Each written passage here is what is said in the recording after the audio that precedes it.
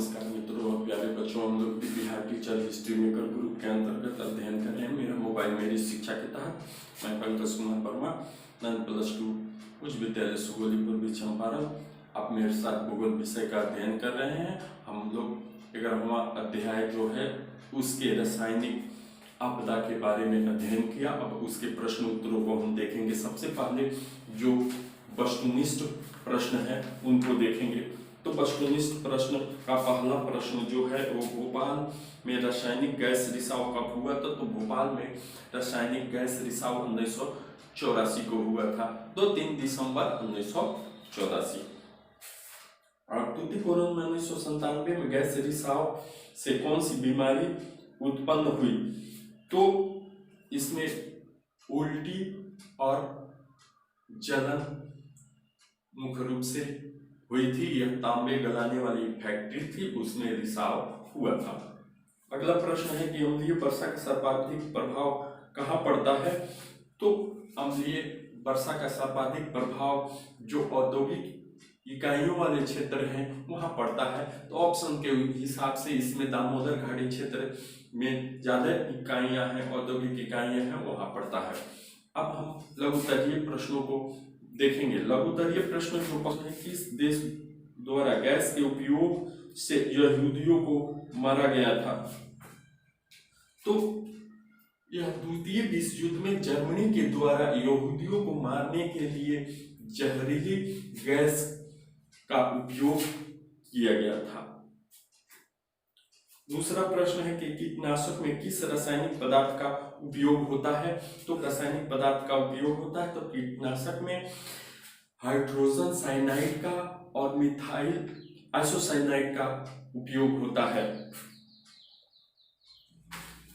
अगला प्रश्न है गैस रिसाव होने पर किस प्रकार की सावधानी रखनी चाहिए?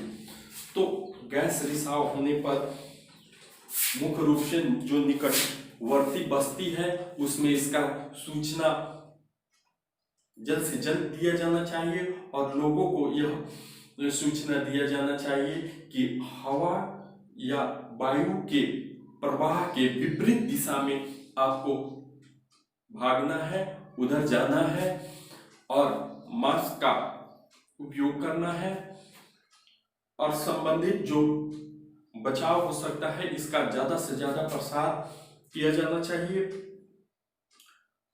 मास्क का मुफ्त में वहां वितरण किया जाना चाहिए।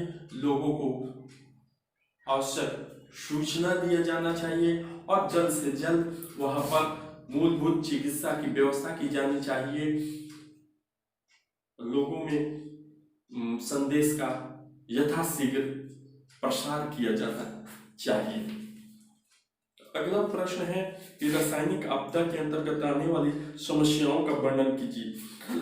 तो हम लोगों ने अध्ययन में देखा है कि रासायनिक आपदा के अंतर्गत आने वाली जो समस्याएं हैं वो 3 प्रकार की होती है। एक विषैले जो रासायनिक आपदा होते हैं वो छुपी हुई स्थिति में रहती है।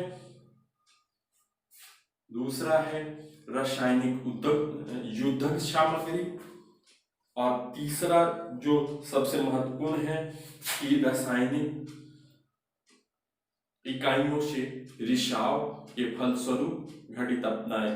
इन्हीं तीनों के बारे में विस्तृत रूप से वर्णन करके इस प्रश्न का उत्तर आसानी से बढ़िया से दिया जा सकता है। आप इसे लिखने का प्रयास करें, घर पर रहें, सुरक्षित रहें, अपने माता पिता के आज्ञा का पालन करें, आसपास पड़ोस में सफाई रखें। धन्यवाद।